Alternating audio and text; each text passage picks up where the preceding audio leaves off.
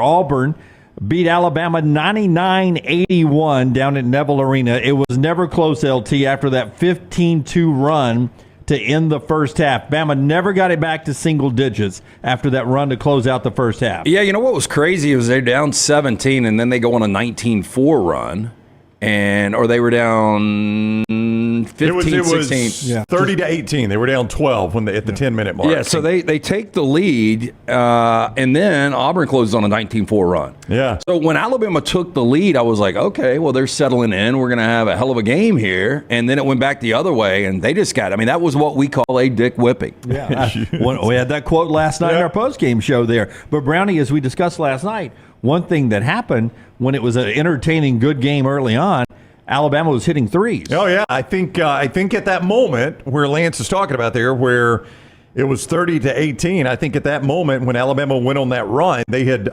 hit 6 threes in the game, if I'm not mistaken, and they ended up with 9. So that tells you how cold they went from the field, because they did not quit shooting threes until basically they weren't making any. Yeah, 32-18 was the score at 10:01 mark. Yep. And then Reitzel hits one, and they go on that run. Yeah. But then the rest of the way, Auburn's defense on the perimeter was just, Alabama didn't have open shots really from that point on. There were very few open looks from three, and they played such a great defensive game, especially on the outside, taking Alabama's mismatch of when they had 4 guards on the floor to counter Auburn's big inside.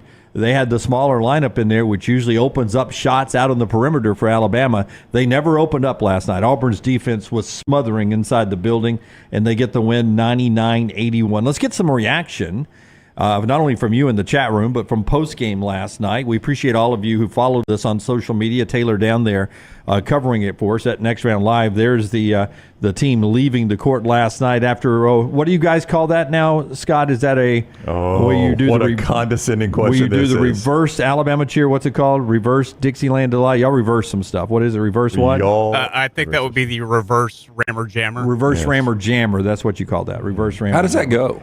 You sing it backwards, bro. They sing the Alabama thing. Yeah. And just replace Auburn with Alabama. We just beat the hell out of you. Maybe they say heck down there. They beat the heck out of you? Is that what it was? So condescending, Scott. No, I think they beat the hell out of you. Actually. I believe that's the way that went down. No matter. Yes, the high school moms and dads. Bruce Pearl afterwards talking about just how big of a game this was for Auburn in the SEC race. I felt like going in, this game was clearly the biggest regular season game we've had this year, because if Alabama gets this one, they're 2 games up on us, and we're probably not in the championship race, and we'd like to still be in it. And so we put ourselves in a position where, at least we're still in it. The crowd was amazing. The environment was tremendous. ESPN goes to a lot of great buildings, a lot of sellout crowds. This place is different. I will tell you this, and I saw this in our post-game chat room as well, Brownie, that, it's loud on television, but, I saw some people saying it feels like ESPN mutes the crowd a little bit. Well, I do think they have to control the crowd noise just so you can hear the announcers. You know what I mean? They do have to. Yeah. They have to sort of not mute, but they have to ride the crowd mics down and ride up the announcers. So it is crazier there in person than it comes across on television. And when people who go to the games go back and rewatch those, it may seem it seems crazy on television, but it is even crazier there in person. Well, I was watching the first half in a restaurant and left right at the end of the first half and was driving back home at halftime. And the Sirius XM on SEC radio, their telecast was the Alabama portion. So it was Chris Stewart and Brian Passink and Tom Stipe. And I think that might be a better test because you could barely hear them. That's right. As Auburn was going on that run at the end of the half, you could barely hear them. Yeah, I mean, it jumps through to me watching on TV. We watched it, our buddy Will Haver and I watched at a local restaurant and got there early, like 5:30 to make sure we got a seat at the bar. But, man, that crowd is just – it resembles what you see in the Big Ten, what you see in some of the ACC venues like Cameron Indoor. I mean, the crowd is on top of you. It's nonstop. Nobody sits. Yes, it's perfectly designed for basketball. And you have to admit, Auburn like you're supposed to. Auburn plays so differently there than they do anywhere else. Not that this team can't win in other places. They just did it at Ole Miss, and they may do it in the NCAA tournament coming up. But when you play there, I don't know how many extra points it's worth playing there compared to playing anywhere else, neutral site or somebody else's home floor. There is a distinct advantage for this group of Auburn players in that building. They play so much more comfortable there than they do anywhere else. Yeah, I think almost like football, it's 3 points home field most of the times. I think home court's around 3. But last night, these teams, at least coming into the game, Alabama winning 10 of 11, beating Auburn 2 weeks ago last night, it seemed like these teams were kind of evenly matched, but Auburn was a 6-point favorite. There's a reason they were a 6-point favorite because Neville, they're that good in that building. Yeah, I would tell you, I watched that game and just went back to the one Alabama one and thought to myself, why did Auburn not try to play that game in Tuscaloosa like they played it last night? They played the whole game through Jalen Williams and Janai Broome. Yeah, Jalen Williams and Janai Broome, I believe it was 30 field goal attempts between the two of them and 50 points between the two of them. Yeah, 50 of 99. Yeah, Jalen goes for a career high 26. Yeah, they scored half their points, and Lance, Alabama hit 9 threes? Yeah, I mean, look. If you're going to allow Jalen Williams and Janai Broome, and this is the problem for Alabama, they're not the defensive team that they used to be. If you're going to allow them to score 50 points, Alabama's going to probably have to hit 15 threes to have any chance in that game. Yeah, like on a given night, you go 35% behind the arc, you hit 9 threes, you got a good shot at winning. Yeah. But, in that venue against that team, by the way, 85 free throws they took last night? Yeah, that was ridiculous. Well, between the two teams, not one team. That's why, normally it's pretty close to it. One team didn't take 85 free throws. Oh, Auburn did take 50. Yeah, 50 to 35. But, typically you got a 2-hour window for college basketball. It normally comes about that 2 hours. Last night it got pushed to about 225. Well, I mean, sometimes you'll get a 210 because you'll get the yellow box that says, oh, by the way, so-and-so and so-and-so starting over on ESPN News and ESPN Plus. But to put it into context and what you're talking about, 50 free throws for Auburn, they made 40 of them, which was a school record, breaking a record that was set in 1959 when they shot 39 made free throws against Mississippi State, or maybe as they were called back then, Mississippi Southern or whatever they were back then. No, I guess that's Southern Mississippi. I guess Mississippi State's always been Mississippi State. I think they were at Mississippi A&T or something, or A&M. Auburn was fresh off a national championship. That's right. In football. Big moment then. But that's how long that record had stood, since the 1950s, and made free throws. Was Beard Eves erected back then? I guess it was. Oh, I'm sure. It they looked were like it was. Sure, they were playing in the Auburn gymnasium. And I've made this point multiple times this year. Both these teams can shoot free throws. I mean, both. Alabama was 28 of 35, 80%. Auburn 40 of 50, 80%. I can't recall the last time I saw 75 free throws in a game, though. Yeah, that was a lot. It's a little too much there. I don't disagree. Well, people are going to complain about the officiating about that. Too many fouls being called. Well, there were. Both sides. But it didn't affect the outcome of the game. It didn't affect the outcome of the game. But that's how the game was being played. I think they had to call those fouls. I think there were a lot more not called in that game. But I'm kind of if both teams are doing it, I'm kind of going to let a lot more of it go. You know what I'm saying? Like if both teams, now if one team is playing that way and the other is not, I might be more apt to call it on the other team. Yeah. But if both teams are playing that way, I'm almost like, this is the way you coaches want the game. I'm going to call it that way. Yeah, and I'm shocked there were no technicals in that game. It was really close with Grant Nelson and Chad Baker. Yeah, it was close a couple of times. But, on the perimeter, Auburn was playing so into the bodies. There were a lot of fouls called. Could have been more. But down low, Alabama outsides. Alabama's having to crawl all over the big men the whole game. And that's where a lot of the fouls were being called. That's why there were so many fouls called, because I think that the defense was fouling people, and they could have called. I think they could have called 85 more. Here's what's crazy: is that many free throws were shot. Free throws were 14 Alabama, 16 Auburn at the half.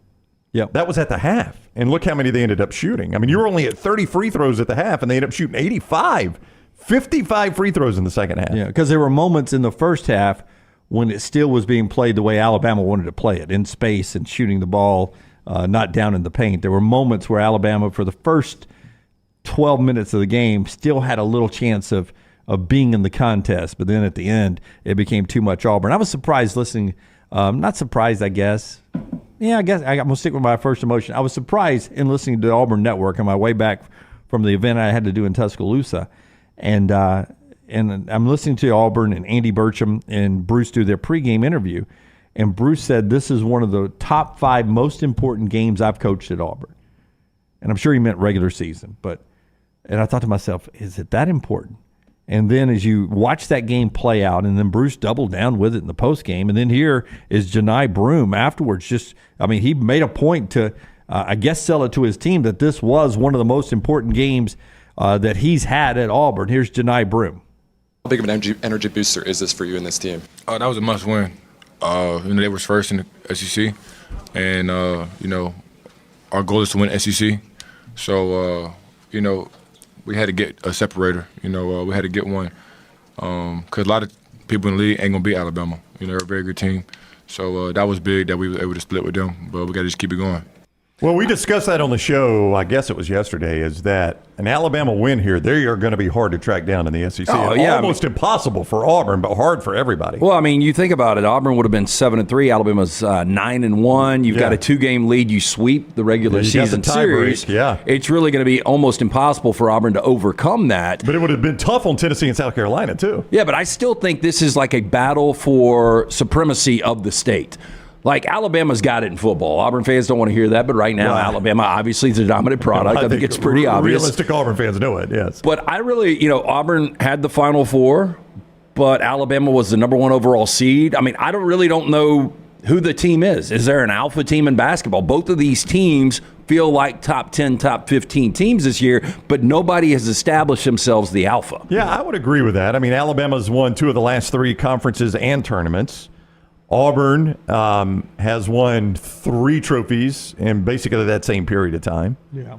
So, I don't know. If you guys were on a show in Kansas City and they're like, who owns that state in basketball, I wouldn't feel comfortable saying either side. No, not at all. And more importantly, though, I think that goes back to the point of Bruce Pearl made. You lose that game, Alabama's got all the momentum. But more importantly to me is that Auburn and Alabama they're national players at this point in history in college basketball. That was the biggest game in the country. Well, you heard Barkley. Night. You mentioned the comments, and he said there's no dominant team, which I kind of agree with. I don't feel like you've got a team that's going to roll into this tournament. They're going to be the clear-cut favorite.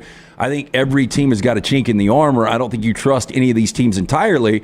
But he said Auburn is one of the 8 to 10 best teams in college basketball. I think when Alabama is on, they're obviously one of those teams too.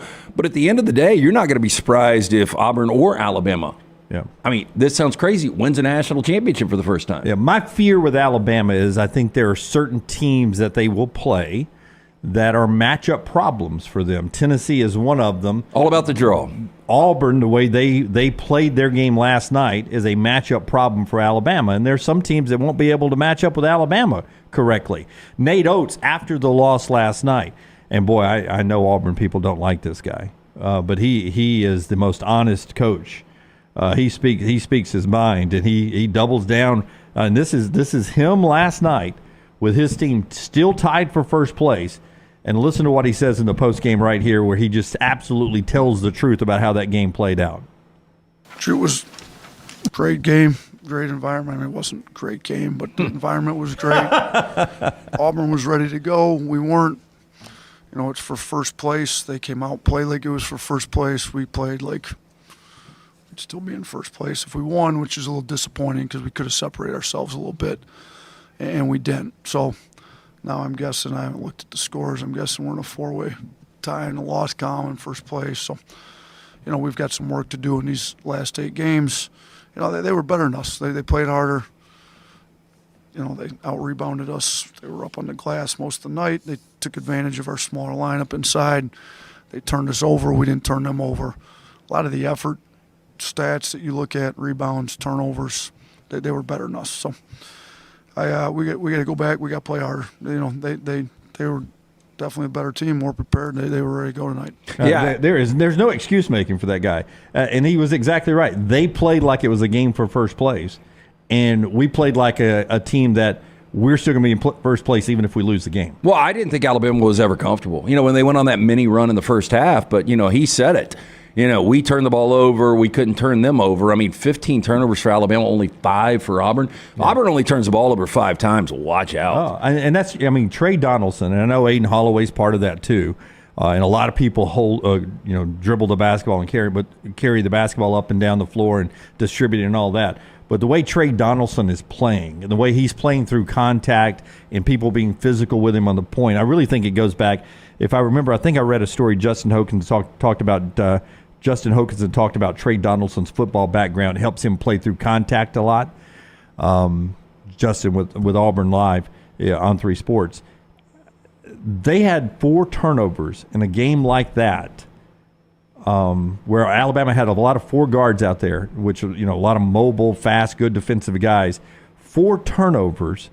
They didn't get their 5th turnover until 2:55 left in the game, when the game was way out of hands when they made their 5th turnover. That is remarkable ball handling. Yeah, look, Holloway is going to be really good once he gets a little more confidence in game situations. But if I'm an Auburn fan, I feel better with Donaldson. And you heard Barkley. He said, he's not the best player, but he's my favorite player on this roster because of how hard he plays. But, it really doesn't matter. Like, I don't think you can outscore this bench. The Auburn bench, Yeah. it's going to be tough. They just bring bodies at you, man. That's a deep basketball team. And, once we get to March, it's going to be a different game because it's neutral sites every single night. But right now, people were texting me before, who do you have in this game? Because they knew we were giving out a play at Lance's Lock. By the way, I got swept on this series. Had Auburn in the first matchup in Coleman, loser. Had Alabama last night +6. People were like, why do you like Bama? And I was like, I just think it's going to be one of these games that comes down to the wire. I said, but Auburn's impossible to beat at home. And I should have known better. And they really are. I mean, 12-0 right now at Neville. And when they play just a B game, they're unbeatable there. Alabama wasn't that far off their average turnovers. They averaged 12.5 a game. I mean, 15 is high, but it's not like it was a crazy high. But the problem is you didn't turn Auburn over. Well, yeah, Auburn averages 9.5 a game, and you only turn them over 5 times. Yeah. And that's 4 in meaningful time. Yes. Yeah, so, I mean, you look at the gap there, and you can see how Auburn won that game by the margin they won it. It's such an interesting thing because now, they only count 1. It felt like it was such a big game last night. In fact, Toomer's Corner rolled. I don't know if you do it after every Auburn win or not, but Taylor, who was covering for us, got down there last night.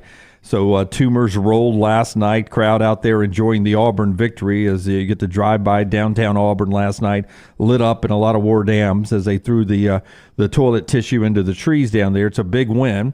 But it only counts as 1. Now you got to go back this up for Auburn. They go on the road at Florida this weekend. Sneaky, tough game down in Gainesville.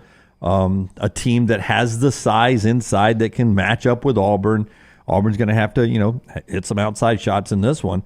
And then for Alabama, you got to put this behind you. You got to make sure that the old car is not broken down. You got a little confidence as you go on the road to Baton Rouge against not a great LSU team, a team you're so much better than, but a sleepy 11 o'clock tip in Baton Rouge coming off of what just happened to you in Auburn. Both those games raise, these are gut check games for you coming off a big emotional win like this for Auburn and a big emotional loss like this for Alabama. Yeah, I agree. Both seem like trap games. If you're Alabama, you almost wish you were playing at Kentucky. Something that really grabs your attention, though, where you come out and you've got to play your best basketball because, much like Nate said, it's like we were playing to remain in first.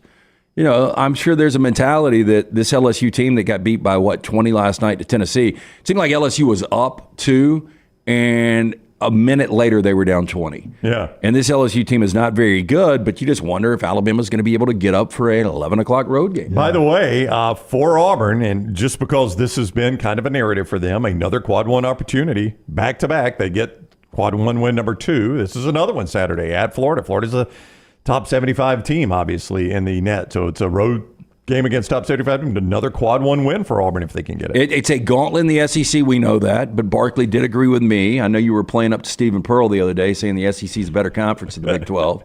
Barkley said Big 12 better Big conference. 12 is the better conference. And once he left, Jamie Dykes agreed with me that the SEC is better than the Big 12. Yeah, I think Jimmy knows where his check comes from.